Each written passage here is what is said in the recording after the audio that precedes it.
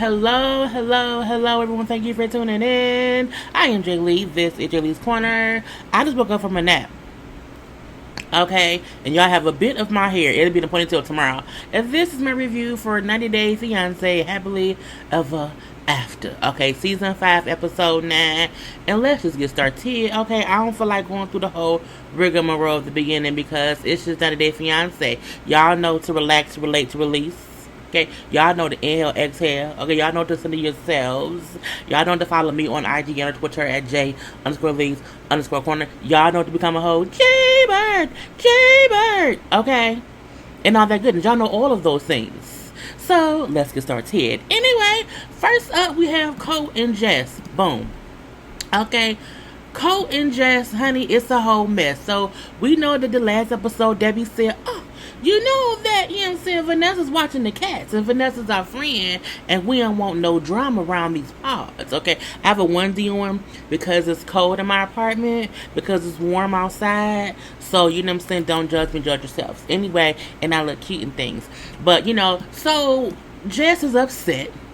She's upset. You know what I'm saying? She done got up and walked out and stormed out.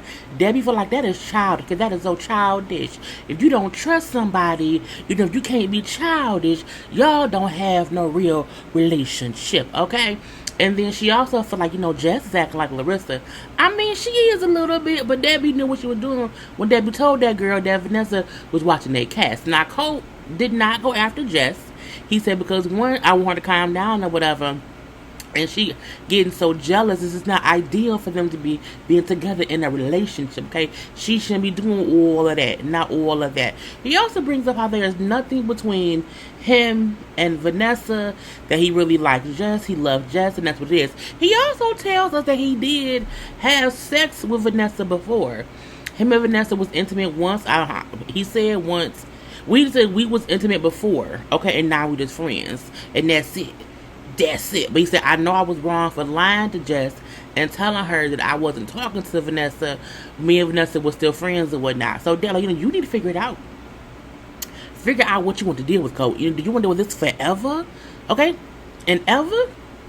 Can you, take this, and do you want to live like this? She would be the same way over any female who's in your life. Any friends you have, she would act the exact same way. I mean, I agree, but Debbie's also saying everything she wanted to say to make Colt not be with Jess. I don't think Colt should be with Jess. Okay, it don't have nothing to do with Larissa. It's because Jess seems unstable and jealous and young and crazy. Colt needs him an older woman, like a cougar. Like, Colt needs like a 45-year-old woman who still likes to have sex a lot. That's all. He don't need no young girl. Not no young, she Colombian, Brazilian. Not no young Brazilian. They spicy. Too spicy for Colt and Debbie and whatnot. So Colt, like, I don't know what I want to do. I don't know. You know what I'm saying? I'm kind of scared of how much Jess be acting crazy. Oh my, okay. So he then goes up to try to talk to Jess to fix things with Jess, but Jess is outside while Colt is up in the room looking for her. And so, because I love Jess, okay? Now, Jess is downstairs, okay, outside the hotel, so that she went in Colt's phone and she has Vanessa's number. And so she's texting Vanessa, asking her, what's up with you and Colt? Do you and Colt still talk? What's going on? Vanessa texts back, we do still talk. I don't know in what aspect she meant that. Because it could just means me and Colt are still friends, and yes, we still have conversation, but we not no couple. We not messing around and whatnot. But you know what I'm saying? Just gets pissed because all she sees the lady saying, yes, me and Colt still has a friendship, or yes, me and Colt still talks in whatever way. And so she goes upstairs. She's walking upstairs all mad and upset or whatever, and she goes into the room. And she just starts, she took off both her shoes and just threw him at Colt. He's like, what the fuck is wrong with you? You're a liar. You're a liar. You lied to me. Look at this. And she has the phone up in his face. He's like, I can't read that shit. What did you? Calm down. Calm down. She won't calm down. She's upset. She's pissed off. You still talking to Vanessa. He's like, well, only as a friend, though, not... Girl, okay. He's like, yeah, but only as a friend, not more than that. Just as a friend, it's not like we kicking it like that or whatever. Girl, don't do it too much now. But so he's like, it's not like we, you know what I'm saying, messing around. It's just, it's cool. But Jess don't want to hear. She's pissed. She's packing her bags. Okay, she walking around barefoot at one point. I'm like, girl, put some damn shoes on. Now, the whole time, Colt is like, please give me like 5 minutes. Just talk to me. She's like, no, no. So he's begging her the whole time, from while she's packing, to her being on the elevator, to her going downstairs, to her waiting on a ride. And she tells him, I'm finna go out on my last night in Brazil. I'm gonna go fuck my ex because you was trash. Matter of fact, no, trash is better than you. You ain't nothing. Leave me be, leave me be. And then she leaves, and he's sitting around all sad. I'm like, Colt, fuck Jess. Next up, Karini and Asuelu. Okay, now they done got to the vacation house the next day. Colt, not Colt.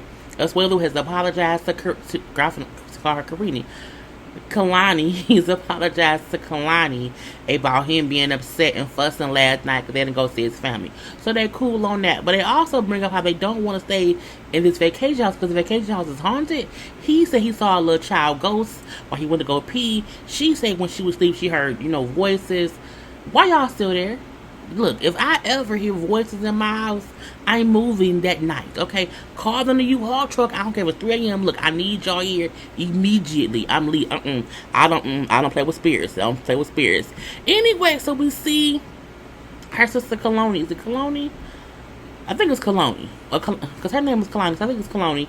Gets there because, again, she coming to help with the kids or whatnot. Now, I swear to you, I think she only invited her sister so that she would have somebody like as her sidekick, her backup, against my family. I'm like, well, do she need backup? And as we see later on, yes, she did. She was smart to bring her sister just in moral support or whatever. So he said, I also don't think her sister likes me. I mean, I don't think she likes you that much either, but I don't think she hates you. She just doesn't you're not the best person to her. So they go and meet with his mom and his 2 sisters. What are they at?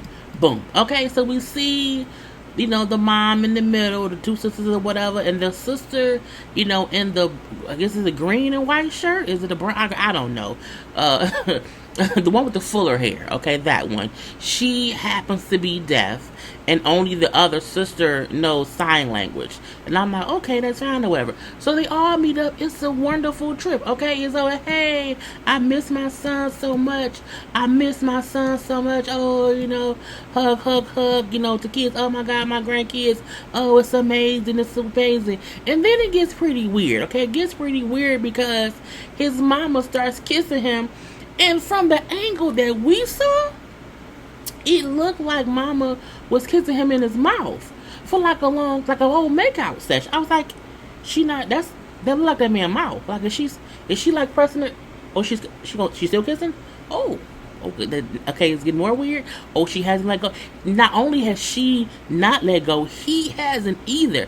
I'm like, okay, you know what I'm saying? And then in the little confession or whatever, Kalani brings up what it's well, your mom was making out with you. He's like, that's not true. That's not. She kissed me on the side of my lips, and she from where we were standing, it looked like she was it was a mouth on mouth kiss. He's like, no, it was a side. I'm looking look, I get what he's saying.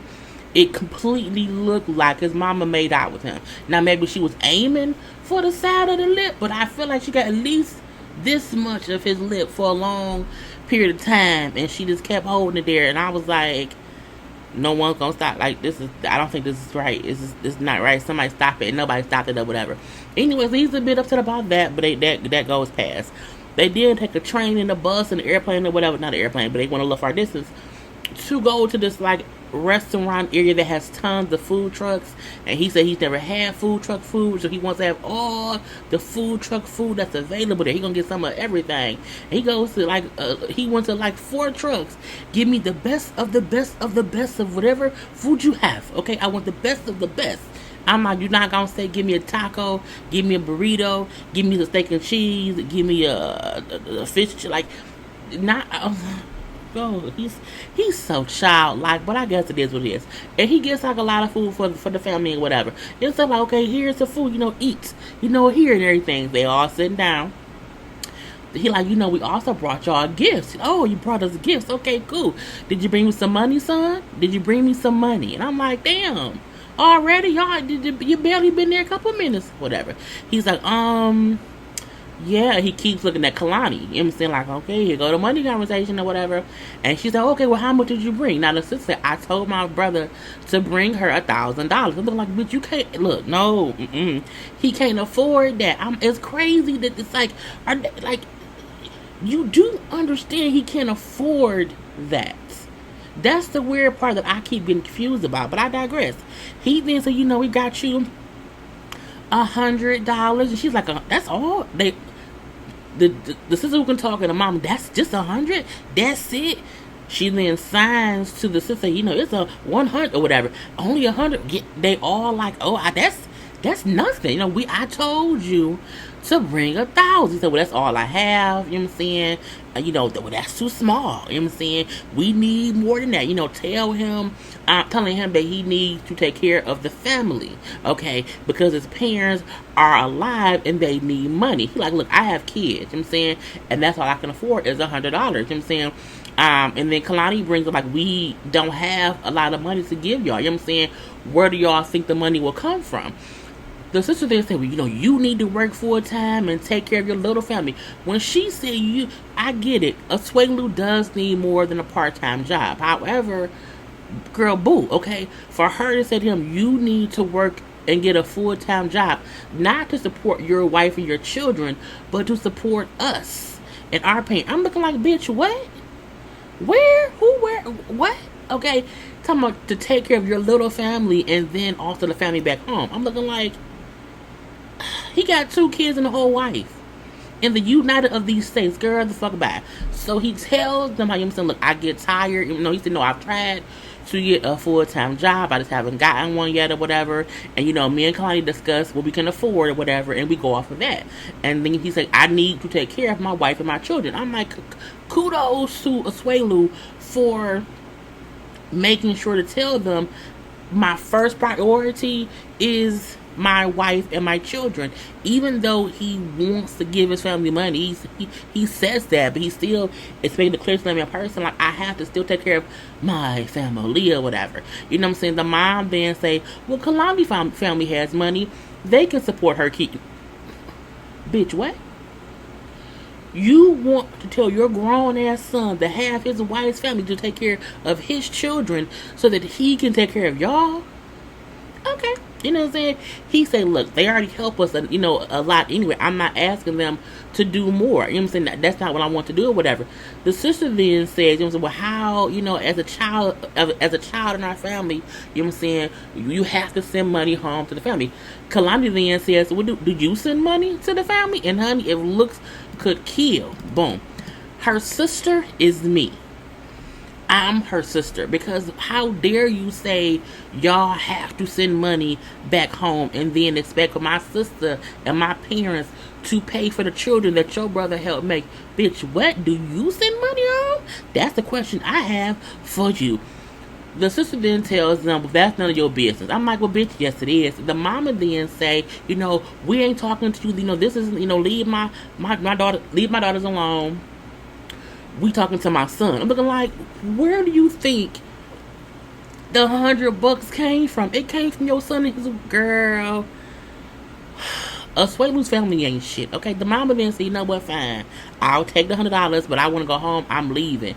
And she gets up and leaves. And Asuelu's like, I can't believe that, she doesn't want to sit here and spend time with me and my kids. And she's upset about some money. Now she wants some money, but she wants to leave.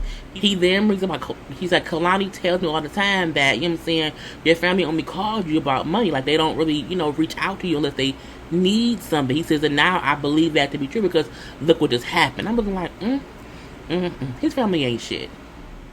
Larissa and Eric. I mean, they look how they are. Confused, deranged, and just sloppy. Okay? So we did see the ending of it was when, somebody was knocking on the girl's door and Larissa thought it was the police. It wasn't. It was an Amazon package or whatever. So, the friend Karma said, look, give him the phone back. Leave that, be that, or whatever. You know what I'm saying? Go to the house, get your stuff. Don't blow up about anything. You know what I'm saying? Get in an Uber and come back here. You know what I'm saying? Leave it alone or whatever. We can talk about that when you get back here. So she goes back to the house to talk to Eric. But, we see her and Eric talking. And the fact that Eric has Christmas lights. Wait, where is it? He has Christmas lights bam. He has Christmas lights around his bed. I'm looking like, who wants to talk to a man who has Christmas lights up in his room? Who does that?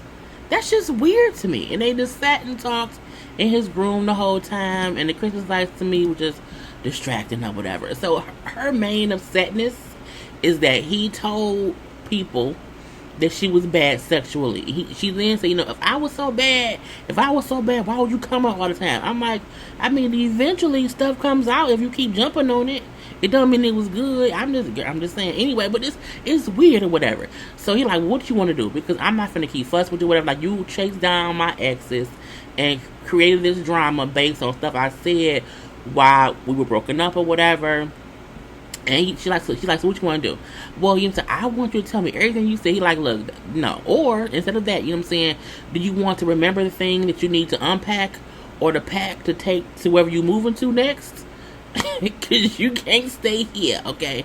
And say, I ain't gonna, he like, look, I get it, whatever. I'm sorry that I said things out of anger while we were broken up, okay? I can admit that or whatever. She's like, I don't care, I would never forgive you. Then what did you there? It's the weirdest thing. Like, she's upset about this one thing, and I get it. You don't want anyone speaking on you negatively or whatever, but I don't give a fuck. If someone says I'm bad in bed and they tell it to some girl, I don't care. I'm not gonna fuck her. And I know I'm great in bed, so who cares? And she doesn't matter or whatever. She calls him, I would never forgive you. You're a loser. Like, you're a winner? You live in my house. I'm like, well, that's true. You can't call him a loser, Larissa, because when you were homeless from Carmen, you came and lived with him. And now you're going to be homeless with him, and you go back to Carmen. So, Larissa's kind of a loser in this situation. But again, Eric also isn't a winner. Like, Eric's a piece of shit. I can see that because he has a room where he has Christmas lights around his bed. Anyway, she's like, look, I don't care, I'm going to go in my room. I'm staying here tonight because I'm tired, and I'll figure out whatever else in the morning.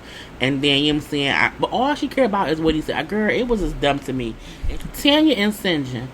Honey, I don't know why they still married. I really don't. We see they go visit his brother because they are there now. Boom. They're visiting the brother and whatnot. The brother leg is messed up, of course. Syngin's hand is messed up. We know the Tanya leg, her foot is messed up. It's just a messed up trio of everything or whatever. But on the way to the brother house or whatever, Syngin driving. I said, is Syngin sober? That would have been my first question because I don't know. And because he pulls off, the car kind of jerks. And she gets scared because she has PTSD where a car crashed or whatever. So now she's crying in the car. But they go see the brother. We see that Syngin and his brother is really, really close.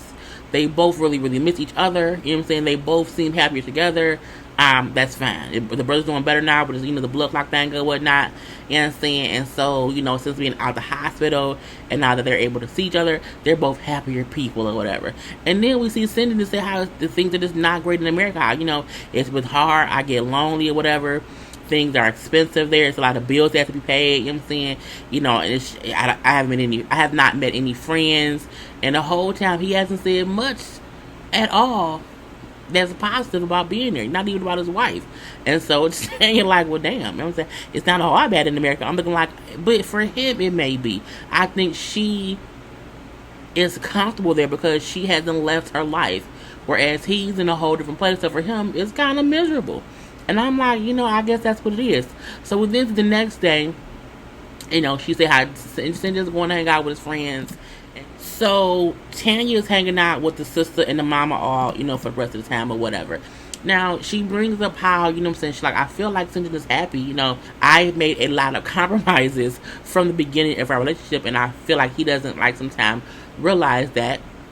She also brings up how, I think that he feels that he may have lost some of his freedom, but I don't want him to feel that way because that's not really what it is. I think he's not used to being committed and structured. So for him, it feels like, he no longer has, control over what he does or whatnot. And the mama, well, y'all both just kind of need to change and compromise to make it work. I feel like both Syngin and Tanya are complaining about the exact same thing, that they both feel like the other one need to do something. I'm like, y'all both need to change. It's just weird. I think her main issue is she don't like him drinking and she wants him to pay bills. He don't want to stop drinking and he does not want to work on a steady job. And Tanya's issue is I feel like, he will leave me and not want to settle down and have kids and live life. And I don't want that to happen. And I'm like, I mean, then you should not have married Syngin. Angela Michael.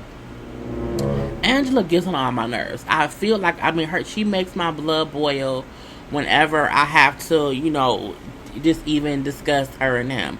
So we see they're on the way to like some little boat ride or whatever, but in the car on the way over there, Michael asks her, she's smoking a cigarette, if she's going to be smoking, after a wedding in front of his family.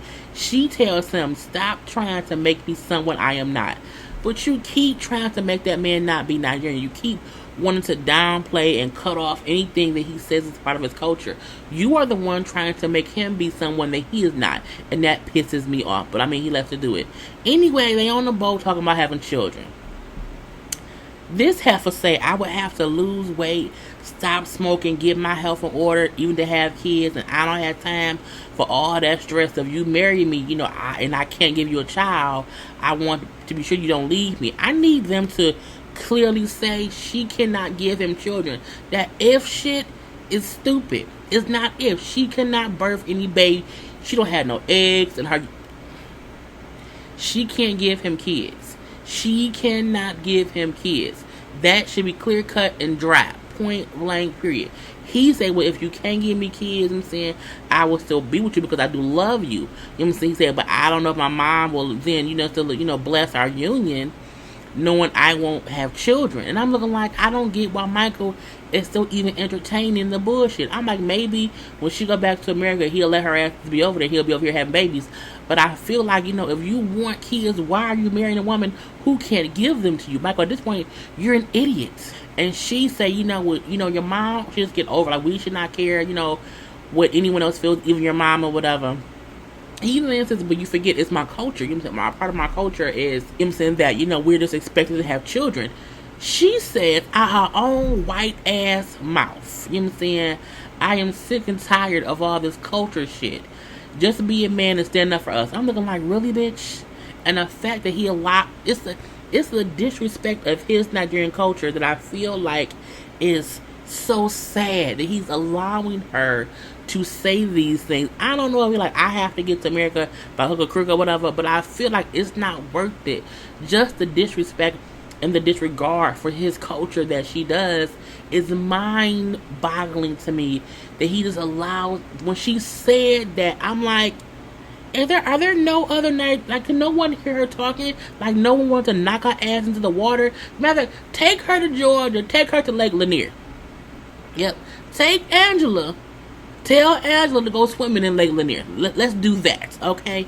Anyway, we then see they go cake tasting, okay? And he has his sister and his aunt who, comes with them to taste the cakes or whatever. And then, they're like, oh, we're so happy, the wedding will be here, And then Angela then said, with the dress, the wedding will be kind of like American-like. Because, I will be in the wedding dress, and he would be in a regular suit from America, so that's what it'll be. And then the aunt then said, that's not a traditional, Nigerian wedding, that's not what it should be. Angela then said, I'm not changing my mind on that, it's going to be American or whatever. You can tell they want to just kind of chop on her throat, but I digress. She then brings up how the wedding is going to be so expensive, and they spend so much money, and basically asking them to chip in, okay, because they need the wedding to be amazingly big and whatever, because it has to be proof of their relationship for the visa process, okay. She insisted this, we will chip in. I'm like, the fuck? I'm not chipping in the shit that disregards my culture. I would not do that. And I'm like, it pisses me off. The aunt then brings up, okay, so after the wedding, then, it's time for babies. She then tells them, I can't give him children. The one egg that they thought was there wasn't there. So, we can't have kids or whatever. The aunt then brings, well, if you can't carry kids, then they need to have a surrogate carry the child. And, Angela then say, I feel like it's sad that y'all want to satisfy, what y'all want and what the family wants, and no one cares to let him be happy and let him be a man or whatever, because I'm not dealing with no side chicks, meaning she don't want nobody else having his kids. And then Michael to us says, personally, because she's making it seem like to the aunt that Michael don't even really want kids. It's more the family that is making him feel like he has to have children, but it's not what he wants. And he was like, well, personally, I want to have children. You know what I'm saying? You know, and me not having kids, it scares me. But I'm also scared to not marry Angela. I'm like, why? Because she may murder you? Bruh, leave her be. Look, you do not have to be with her. Karini and Paul. Lord, Karini and Paul. It was real simple. Okay, Karini wants him to get a job. She's been there for a month and says it's been difficult. You know, she brings up how he hasn't found a job yet. And she's worried about him being able to take care of her and the baby. She also does not like that they live near a train track. So whenever a train is going past, it's a whole bunch of noise and the house shakes a little bit. Because they live like in a little she shack. Okay. And then, you know, he brings up, because she said, you know, in Brazil, you know, we didn't live near no train tracks. He says, well, no, we did not live near a train track. You know what I'm saying? We just heard gunshots, screaming and yelling. But I guess, you know what I'm saying, potato, tomato, or whatever. He bring up how I don't think she gives me enough credit, you know what I'm saying, because I did find us a place to live. I also make sure that we have food or whatever, and we're okay right now, and I'm trying my best. She's like, well, look, you have 2 months. You have 2 months to get a job, or me and baby Paolo, is it Paolo or Pierre? I think it's Pierre. We'll move back to Brazil. He said, you know what, I'm going to do my best to support you. Now we do. And last, and I wanted to be least, we have Liz and Andrei. I'm gonna keep this short and sweet because it was too much going on. We do see the brother and Paul about to come to fisticuffs, okay? But I've never in my life seen anyone about to fight and, you know, don't really fight. Like, y'all are really close in each other's faces or whatever about the fight, but y'all kind of sit down and y'all allow people to get to y'all. I'm like, so did y'all not want to fight? Because how did no one swing? I'm like, it's the weirdest shit or whatever. So we do see Andrei's sister-in-law telling Andrei, you know, you have to show some respect for your in-laws or whatever. But we then see the brother, Charlie, and even the daddy, like, just upset that it even happened or whatever. You know, Leah's dad brings up, well, how y'all protecting, you know, Andrei? We guess in the country, whatever. You know what I'm saying? The whole time Andrei is saying to Leah, like, I don't give a fuck if they are here. You know what I'm saying? They can go back to America. I'm like, but he paying for the wedding. Like, how do you not care that the person who's paying for the wedding is there? It's just so weird. It just made me mad. Andrei and Charlie are both drunk. Andrei is an asshole. Charlie is also an asshole, but he wants us to know shit about Andrei. I feel like Andrei is hiding something. Andrei keeps telling Liz, tell your family to go home. They can leave. I don't want them here. And I'm looking like, what the fuck? And Liz, dad, like, this is a whole eye-opening experience or whatever. I've never seen him this way. You know, maybe, you know, the real Andrei is who we're seeing now. You know, who's being mean, rude, angry, and upset. I've never seen him this upset and this, you know, volatile before, whatever. So Liz makes her and Andrei leave. Now, outside, he's fussing and cussing at Liz. And she's upset. But I'm like, let's not act like you're not going to forgive him in about 40 minutes or so.